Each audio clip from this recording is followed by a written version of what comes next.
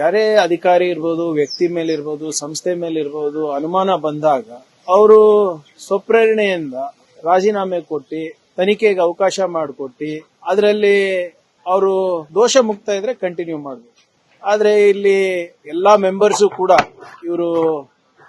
ಇವರಿಗೆ ವಜಾ ಮಾಡಬೇಕು ಅಂತ ಹೇಳಿದಾಗ ಇವರು ಹಠ ಹಿಡಿದು ಇಲ್ಲ ನಾನೇ ಇರ್ತೀನಿ ಅಂತ ಹೇಳೋದು ಸರಿ ಇರಲಿಲ್ಲ. ನಮ್ಮ ಯುವಕರ ಭವಿಷ್ಯವನ್ನ ಸದೃಢಗೊಳಿಸಲಿಕ್ಕೆ ಈ ಸಂಸ್ಥೆಯನ್ನ ಬಲವರ್ಧನೆ ಕೂಡ ನಾವು ಮಾಡಬೇಕಾಗ್ತದೆ. ಅವರು ಎಕ್ಸಾಮ್ ಪ್ರಿಪರೇಷನ್ ಮಾಡ್ತಾರೆ, ಹಣ ಖರ್ಚು ಮಾಡ್ತಾರೆ. ಯಾಕಂದ್ರೆ ಅವರಿಗೆ ಒಂದು ಸರ್ಕಾರಿ ನೌಕರಿ ಇದ್ರೆ ಒಂದು ಆರ್ಥಿಕ ಹಾಗೂ ಸಾಮಾಜಿಕ ಭದ್ರತೆ ಸಿಗುತ್ತೆ ಅಂದ್ಬಿಟ್ಟು ಅವ್ರ ಕುಟುಂಬದವರಿಗೆ. ನಿಜವಾಗ್ಲೂ ಬಹಳ ವಿಷಾದ. It's not a healthy sign. But ಇದನ್ನ ಸ್ಟ್ರೆಂಥನ್ ಮಾಡಬೇಕಾಗ್ತದೆ. ಮತ್ತೆ ನಮ್ಮ ಯುವಕರ ಭವಿಷ್ಯವನ್ನ ಸೆಕ್ಯೂರ್ ಮಾಡೋ ನಿಟ್ಟಿನಲ್ಲಿ ನಾವು ಸಂಸ್ಥೆಗಳನ್ನ ಬಲವರ್ಧನೆ ಮಾಡಬೇಕಾಗುತ್ತೆ. ನೋಡಿ, ಇದ್ರ ಬಗ್ಗೆ ಆಗ್ಲೇ ಹಿಂದೆ ಕೂಡ ನಾವು ಮಾತನಾಡಿದ್ದೇವೆ.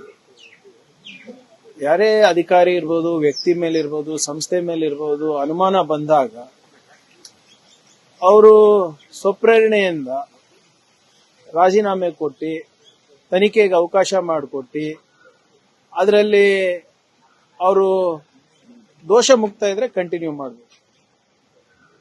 ಆದ್ರೆ ಇಲ್ಲಿ ಎಲ್ಲಾ ಮೆಂಬರ್ಸು ಕೂಡ ಇವರಿಗೆ ವಜಾ ಮಾಡಬೇಕು ಅಂತ ಹೇಳಿದಾಗ ಇವರು ಹಠ ಹಿಡಿದು ಇಲ್ಲ ನಾನೇ ಇರ್ತೀನಿ ಅಂತ ಹೇಳೋದು ಸರಿ ಇರಲಿಲ್ಲ.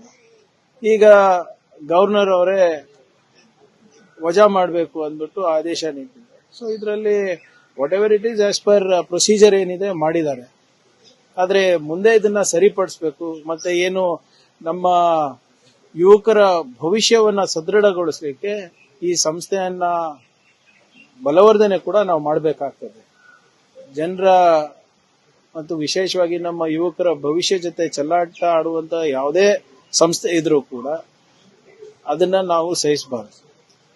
ಯಾಕಂದ್ರೆ ಬಹಳ ಕಷ್ಟಪಟ್ಟು ಇವತ್ತು ನಮ್ಮ ಯುವಕರು ಹುಬ್ಳಿ, ಧಾರವಾಡ, ಬೆಂಗಳೂರು, ಡೆಲ್ಲಿ, ಹೈದರಾಬಾದ್ ಇಲ್ಲೆಲ್ಲ ಹೋಗಿ ಅವರು ಎಕ್ಸಾಮ್ ಪ್ರಿಪರೇಷನ್ ಮಾಡ್ತಾರೆ, ಹಣ ಖರ್ಚು ಮಾಡ್ತಾರೆ. ಯಾಕಂದ್ರೆ ಅವರಿಗೆ ಒಂದು ಸರ್ಕಾರಿ ನೌಕರಿ ಇದ್ರೆ ಒಂದು ಆರ್ಥಿಕ ಹಾಗೂ ಸಾಮಾಜಿಕ ಭದ್ರತೆ ಸಿಗುತ್ತೆ ಅಂದ್ಬಿಟ್ಟು ಅವ್ರ ಕುಟುಂಬದವರಿಗೆ. ಸೊ ಇವತ್ತೇನಾಗಿದೆ, ನಿಜವಾಗ್ಲೂ ಬಹಳ ವಿಷಾದ. It's not a healthy sign. But ಇದನ್ನ ಸ್ಟ್ರೆಂಥನ್ ಮಾಡಬೇಕಾಗ್ತದೆ. ಮತ್ತೆ ನಮ್ಮ ಯುವಕರ ಭವಿಷ್ಯವನ್ನ ಸೆಕ್ಯೂರ್ ಮಾಡೋ ನಿಟ್ಟಿನಲ್ಲಿ ನಾವು ಸಂಸ್ಥೆಗಳನ್ನ ಬಲವರ್ಧನೆ ಮಾಡಬೇಕಾಗುತ್ತೆ. ಸರ್, ಇದು ಕೆಪಿಎಸ್ಸಿ ಸ್ವತಂತ್ರ ಸಂಸ್ಥೆ ಆಗಿರೋದ್ರಿಂದ ಹೊಸ ಕಾನೂನಿನ ಸರ್ಕಾರ ಕ್ಲೀನ್ ಮಾಡಬೇಕು ಅಂತ ರೆಡಿ ಇದೆ. ಬಟ್ ಅದಕ್ಕೆ ನೋಡಿ, ಇದ್ರ ಬಗ್ಗೆ ಸಾಕಷ್ಟು ಚರ್ಚೆ, ಆಲ್ಮೋಸ್ಟ್ 3 ದಿನ ಚರ್ಚೆ ಆಗಿದೆ ಸದನದಲ್ಲಿ. ವಿರೋಧ ಪಕ್ಷದವರು ಅದೇ ಬಯಸ್ತಾ ಇದ್ದಾರೆ, ಆಡಳಿತ ಪಕ್ಷದವರು ಅದೇ ಬಯಸ್ತಾ ಇದ್ದಾರೆ. ಕೇಂದ್ರ ಸರ್ಕಾರಕ್ಕೆ ಒಂದು ಮನವಿ ಮಾಡಬೇಕು, ಜಾಯಿಂಟ್ ಆಗಿ ಏನಾದ್ರೂ ಕಾನ್ಸ್ಟಿಟ್ಯೂಷನಲ್ ರಿಫಾರ್ಮ್ಸ್ ತರಬೇಕಾಗ್ತದೆ ಇದಕ್ಕೆ, ಅಥವಾ ಇಲ್ಲಿ ನಾವು ಏನಾದ್ರೂ ಒಂದು ರಿಫಾರ್ಮ್ಸ್ ತರ್ಲಿಕ್ಕೆ ಸಾಧ್ಯ ಇದೆ, ಅವೆಲ್ಲ ಕಾನೂನಿನ ಸಾಧಕ ಬಾಧಕ ನೋಡ್ಕೊಂಡು ಮಾಡಿದ್ರೆ ಒಳ್ಳೇದು. ನೀವು ಹೇಳ್ದಂಗೆ ಯುವಕರಿನಲ್ಲಿ, ಸಾರ್ವಜನಿಕರಿನಲ್ಲಿ ಸಾಕಷ್ಟು ಅನುಮಾನ ಮೂಡಿದೆ. ಈ ಅನುಮಾನವನ್ನ ನಾವು ಸರಿಪಡಿಸಬೇಕು ಅಂದ್ರೆ ನಾವೆಲ್ಲರೂ ಒಗ್ಗಟ್ಟಾಗಿ ಒಮ್ಮನಸ್ಸಿನಿಂದ ನಮ್ಮ ಯುವಕರ ಭವಿಷ್ಯ ಪರವಾಗಿ ಕೆಲಸ ಮಾಡಬೇಕಾಗುತ್ತೆ. ನೀವು ನೋಡಿದ್ದೀರಾ, ಮೊನ್ನೆ CBSE ಎಕ್ಸಾಮ್ ಪೇಪರ್ ಲೀಕ್ ಆಗಿರೋದು, ನೀಟ್ ಪೇಪರ್ ಲೀಕ್ ಆಗಿರೋದು, ಇಲ್ಲಿ KPSC ನಲ್ಲಿ ನಡೀತಾ ಇರೋದು, ಅಥವಾ ಬೇರೆ ಬೇರೆ ಎಕ್ಸಾಮಿನೇಷನ್ ನಲ್ಲಿ ಹೇಗೆ ಮೊನ್ನೆ ರೈಲ್ವೆ ಎಕ್ಸಾಮಿನೇಷನ್ ಅಲ್ಲೂ ಕೂಡ ಆಗಿದೆ ಅಂತ ಹೇಳ್ತಾ ಇದ್ದಾರೆ.